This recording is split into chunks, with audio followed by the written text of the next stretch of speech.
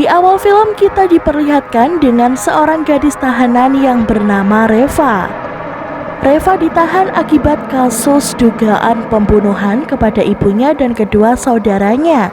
Reva setiap hari mendapat teror misterius dari makhluk halus yang tak masuk di akal.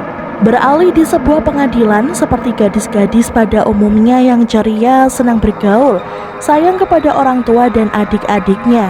Hanya saja memang tepat di usianya yang ke-21 tahun, tiba-tiba menjadi pemurung dan merasa diikuti oleh makhluk gaib. Hingga pada akhirnya Dokter Karina menyatakan bahwa Reva mengalami gangguan kejiwaan.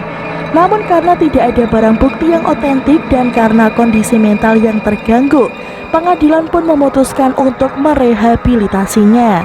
Tibalah Reva di rumah rehabilitasi yang dipimpin oleh orang yang tegas dan tengil yang bernama Nixon. Dia pun menjelaskan beberapa aturan yang harus ditaati Reva. Lalu kejadian teror makhluk gaib itu kembali terjadi ketika Reva sedang mandi. Keesokan harinya ayahnya Reva bernama Roy datang untuk melihat keadaan anaknya. Di sini ayahnya mengatakan bahwa dia sendiri tidak percaya Reva yang melakukan semua itu. Dia meminta Reva untuk menceritakan apa yang terjadi sebenarnya. Namun karena Reva sudah menceritakan sebelumnya bahwa dia diganggu setan, tapi ayahnya lagi-lagi tidak percaya. Nixon memberikan sebuah ancaman kepada Reva yang membuat Reva sedikit ketakutan. Singkat cerita, keesokan harinya Dokter Karina datang ke rumah rehabilitasi untuk melihat keadaan Reva. Dokter Karina ini terlihat begitu perhatian dengan kondisi Reva. Dia juga berpesan kalau ada apa-apa untuk segera mengatakannya.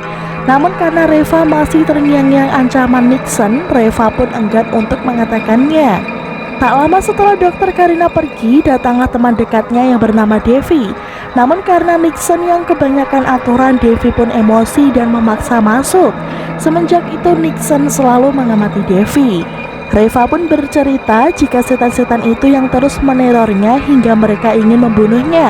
Devi sebagai sahabatnya tentu percaya apa yang dialami Reva.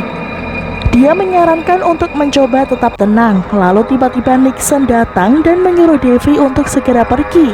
Devi mencoba untuk protes karena waktu kunjungan masih tersisa.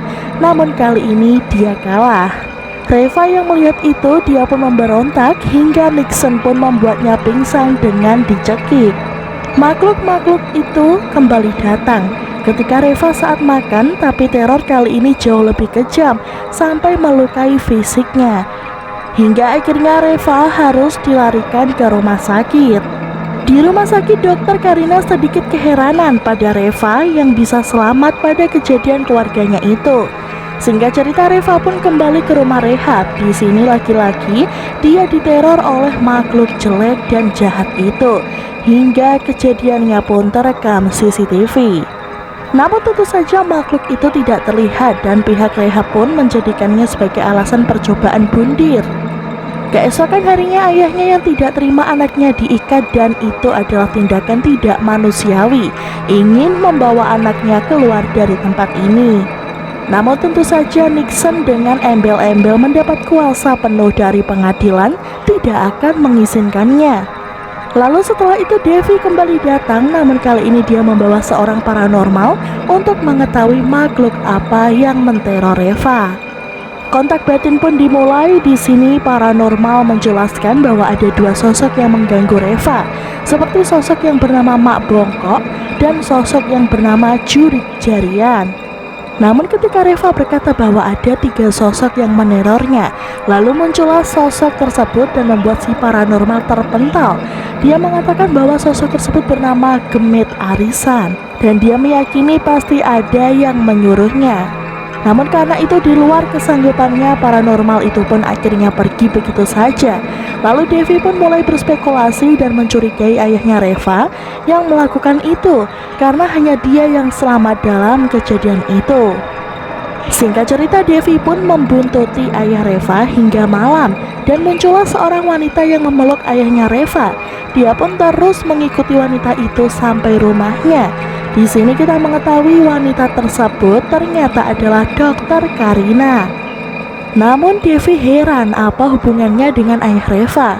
Dan lanjut malam itu juga, entah bagaimana caranya Devi berhasil masuk ke rumah Nixon dan mengambil kartu akses dan pergi ke rumah rehab untuk membawa kabur Reva. Sempat terjadi peta umpet, namun pada pelariannya Nixon berhasil menemukan Reva. Devi yang tidak tinggal diam, dia pun menemukan benda tumpul dan memukul Nixon dari belakang. Saat perhatiannya teralihkan, akhirnya mereka pun berhasil kabur. Devi yang sudah membuntuti ayah Reva, sebelumnya dia mengatakan pada Reva bahwa dia mencurigai Dokter Karina ada hubungan dengan ayahnya. Namun respon Reva sepertinya hanya masuk kuping kanan dan keluar kuping kiri. Kemudian Devi dan Reva pun mencari tempat beristirahat dan membobol kaca sebuah rumah yang tak berpenghuni. Dokter Karina yang mengetahui kabar bahwa Reva dibawa kabur lalu mendatangi rumah rehab dan melihat CCTV siapa yang membantu Reva. Setelah mendapat foto Devi, dia pergi menuju kampus dan meminta teman-temannya untuk memberikan nomor telepon Devi. Reva yang masih terus dibayang-bayangi teror membuatnya kembali ketakutan, tapi beruntungnya Devi pun datang dengan membawakan makanan.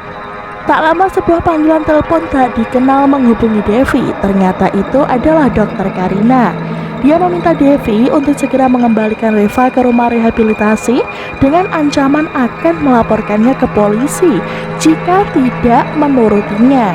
Namun Devi yang keras kepala juga tidak memperdulikannya. Reva yang tidak mau sahabatnya ikut terlibat, dia meminta Devi untuk mengembalikannya ke rumah rehab. Akhirnya Devi menuruti kemauan Reva. Akhirnya Reva dikembalikan ke rumah rehabilitasi dan dimasukkan ke ruang isolasi. Lalu malam hari yang semakin menegangkan, Devi membobol rumah Dokter Karina dan Dokter Karina pun tiba-tiba datang. Devi pun bergegas untuk bersembunyi. Namun ada insiden kecil yang membuatnya tak sengaja jatuh dan menemukan ruangan rahasia. Di ruangan itu terdapat banyak lilin dan foto-foto keluarga Reva. Entah apa maksudnya, tapi semua ini pasti ada maksud terselubung yang direncanakan oleh Dokter Karina. Di saat yang bersamaan, Dokter Karina pun terlihat senang menerima sebuah telepon. Ternyata yang menelpon adalah Roy, ayahnya Reva. Dia mengatakan agar Dokter Karina jangan datang lagi dan mengganggunya. Merasa usahanya sia-sia, Dokter Karina pun membongkar boroknya sendiri kalau dia yang sudah melenyapkan istri dan anaknya. Devi yang dari tadi bersembunyi mendengar langkah seseorang yang ternyata Dokter Karina. Dia pun segera bersembunyi lagi.